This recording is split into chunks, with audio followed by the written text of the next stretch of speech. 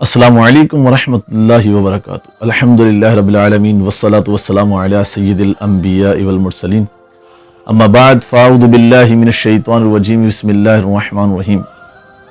میں ہوں آپ کا میزبان زین الدین اور آپ دیکھ رہے ہیں روحانی علاج۔ آج جو میں آپ کے سامنے سلسلہ لے کر آیا ہوں وہ ہے شان اولیاء، یعنی اولیاء کرام رحمہم اللہ العظام کے حالات زندگی، ان کے مناقب، ان کے واقعات، ان کی کرامتیں، ان کے ارشادات، اس پر مشتمل یہ سلسلہ ہے جس کی پہلی ویڈیو آپ دیکھ رہے ہیں۔ رب تبارک و تعالیٰ کے ہاں اولیاء کرام کا بڑا مرتبہ ہے، ان کی بڑی قدر و منزلت ہے کہ رب تبارک و تعالیٰ نے قرآن پاک میں ارشاد فرمایا الا ان اولیاء اللہ لا خوف علیہم ولا هم یحزنون، کہ خبردار بے شک اللہ کے جو ولی ہیں ان نہ کسی قسم کا کوئی خوف ہے اور نہ ہی غم۔ اسی طریقے سے حدیث قدسی ہے جو بخاری شریف میں ذکر ہے، رب تبارک و تعالیٰ نے فرمایا من عاد لی ولیا فقد آذنتہ بحرب، کہ رب تبارک و تعالیٰ نے ارشاد فرمایا کہ جو میرے کسی ولی سے دشمنی اختیار کرے میں اس سے اعلان جنگ کرتا ہوں۔ ان اولیاء کرام کا رب تبارک و تعالیٰ کے ہاں وہ مقام، وہ مرتبہ ہے کہ جب یہ کسی چیز پر رب تبارک و تعالیٰ کی قسم اٹھا لیں تو رب تبارک و تعالیٰ ان کی قسموں کو پورا فرماتا ہے۔ کہ پیارے آقا صلی اللہ علیہ وسلم نے ارشاد فرمایا کہ کچھ گمنام لوگ وہ ہیں کہ جنہیں تم میں سے کوئی جانتا نہیں،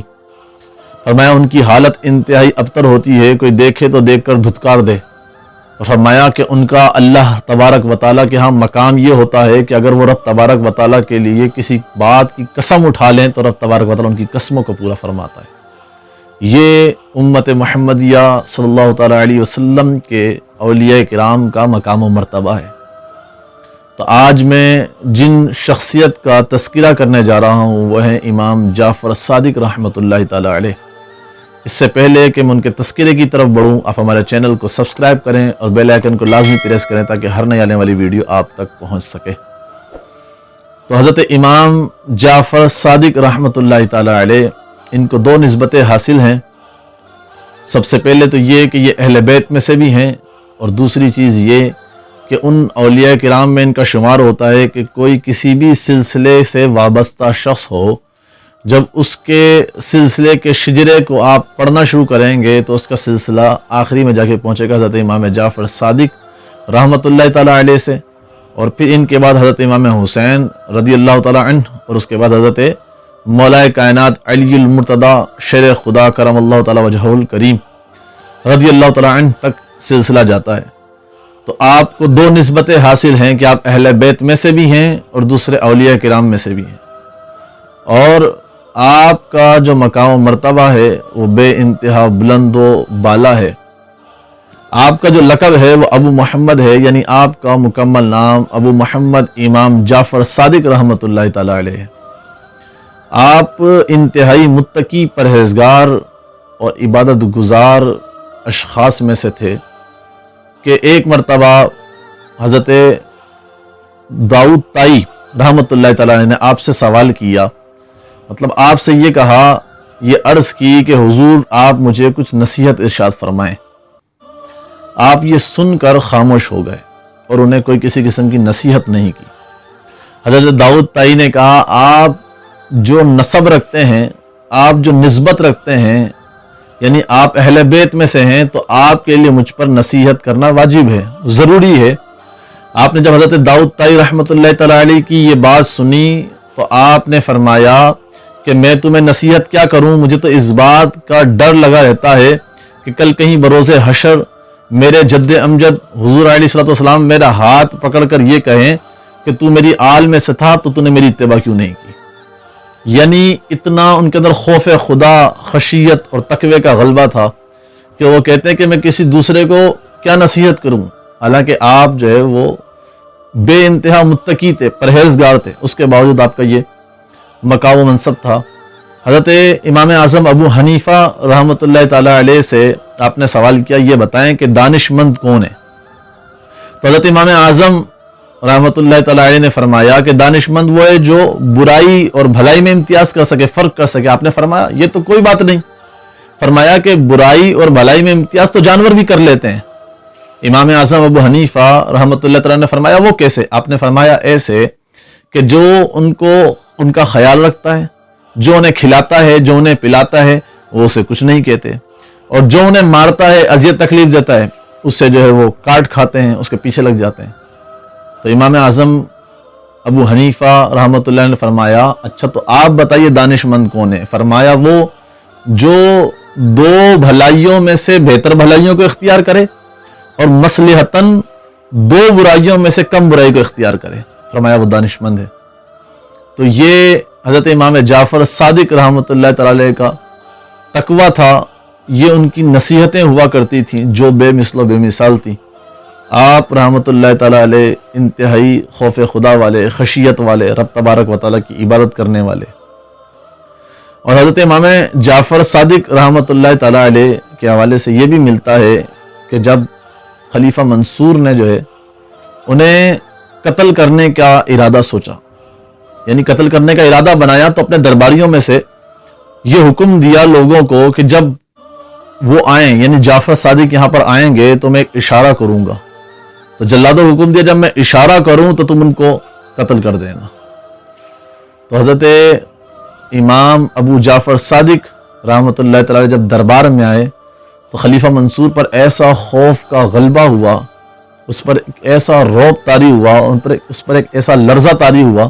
حضرت امام جعفر صادق رحمۃ اللہ تعالی علیہ کا کہ جب وہ حضرت تشریف لائے تو بجائے یہ کہ وہ اشارہ کرنے کے بلکہ وہ کھڑا ہو گیا، حضرت امام جعفر صادق رحمۃ اللہ تعالی علیہ کا استقبال کیا، آپ کو بڑی خوشی کے ساتھ آپ کے جو ہے وہ دست بوسی کی اور ان کے سامنے جھک کر کہنے لگا کہ حضرت بیان کریں کہ میں آپ کی کیا حاجت پوری کر سکتا ہوں۔ دیکھیں یہ وہ خوف خدا رکھنے والے لوگ تھے جنہیں دنیاوی لوگوں سے، جنہیں بادشاہوں سے، جنہیں کسی بھی قسم کی دنیاوی مال و متاع سے کوئی کسی قسم کی غرض نہیں ہوتی تھی،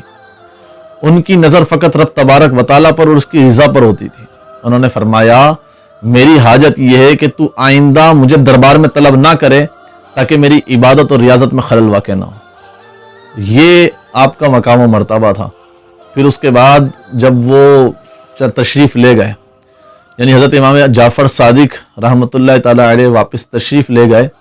تو خلیفہ منصور پر بے ہوشی طاری ہو گئی۔ تو اس بارے میں دو قول ہیں، ایک تو یہ کہ وہ 3 دن تک بے ہوش رہا، یعنی وہ 3 دن تک بے ہوشی کے اندر پڑا رہا، اور ایک قول یہ ملتا ہے کہ 3 نمازوں کے دوران تک، یعنی 3 نمازوں کے وقفے میں، اس کے درمیان 3 نمازوں کے وقفے کے درمیان اس کو بے ہوشی طاری رہی اور وہ بے ہوش رہا۔ اس پر اس قدر خوف اور غلبہ جو ہے وہ حضرت کا جو ہے وہ قائم ہو گیا کہ وہ اپنے جو ارادے، جس ارادے کی وجہ سے اس نے بلوایا تھا، وہ اس پر کاربند نہیں ہو سکا۔ تو یہ رب تبارک و تعالیٰ کے وہ نیک بندے ہیں کہ جن کا خوف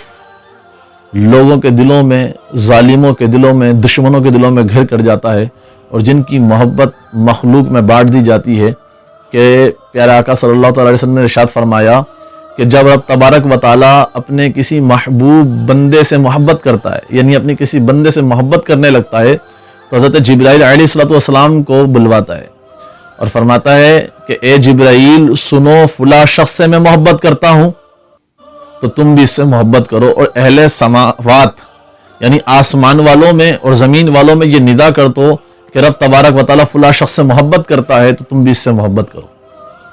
پھر حضرت جبرائیل علیہ السلام آسمانوں میں ندا کرتے ہیں اور زمینوں میں اس بات کی ندا کی جاتی ہے کہ رب تبارک و تعالیٰ فلاں شخص سے محبت کرتا ہے تو تم لوگ بھی اس سے محبت کرو۔ تو اس کے بعد تمام مخلوق خدا میں ان کے لیے کشش پیدا ہو جاتی ہے، ان کے لیے محبت پیدا ہو جاتی ہے۔ یہ وہ اللہ عز و جل کے ولی ہیں، اللہ عز و جل کے اولیاء ہیں، رب تبارک و تعالیٰ کے وہ اولیاء ہیں کہ جن کا وسیلہ دیکھ کر جب آپ دعائیں کریں گے تو رب تبارک و تعالیٰ آپ کی دعاؤں کو بھی قبول فرمائے گا، کہ ان کا وسیلہ پیش کرنا آپ کی دعاؤں کی قبولیت کا سبب ہے۔ کہ حضرت امام شافعی رحمۃ اللہ تعالی علیہ کے حوالے سے یہ ملتا ہے کہ جب بھی انہیں کسی قسم کی کوئی حاجت ہوتی، وہ امام اعظم ابو حنیفہ رحمۃ اللہ تعالی علیہ کے دربار پر جاتے، ان کے مزار مبارک پر جاتے، اور اس کے بعد 2 رکعت نماز نفل قضاء حاجت کی نیت سے پڑھتے، اور امام اعظم ابو حنیفہ رحمۃ اللہ تعالی علیہ کا وسیلہ پیش کر کے رب تبارک و تعالیٰ کے ہاں دعا کرتے۔ تو وہ یہ فرماتے ہیں، حضرت امام شافعی رحمۃ اللہ فرماتے ہیں کہ جب بھی میں نے یہ کیا اور کسی حاجت کے لیے میں نے امام اعظم ابو حنیفہ کا وسیلہ پیش کیا، ان کے مزار پر 2 رکعت نفل نماز حاجت کی نیت سے پڑھ کر میں نے اپنے جس معاملے کو پیش کیا رب تبارک و تعالیٰ نے میری اس حاجت کو پورا فرما دیا۔ تو یہ رب تبارک و تعالیٰ کے اولیاء کا، رب تبارک و تعالیٰ کے ہاں مقام ہے کہ جب ان کا وسیلہ پیش کیا جائے تو دعائیں قبول ہوتی ہیں۔ یہ تھا مختصر سا تذکرہ، مختصر سا تعارف حضرت امام جعفر صادق رحمۃ اللہ تعالیٰ علیہ کا۔ اگلے دن ہم آپ کے لیے دوسرے کسی بزرگ اور ان کی شخصیت، ان کے حالات زندگی پر کوئی واقعہ، نصیحت، ارشادات، مناقب وغیرہ آپ کے لیے لے کر آئیں گے۔ تب تک کے لیے مجھے اجازت دیں۔ السلام علیکم ورحمۃ اللہ وبرکاتہ۔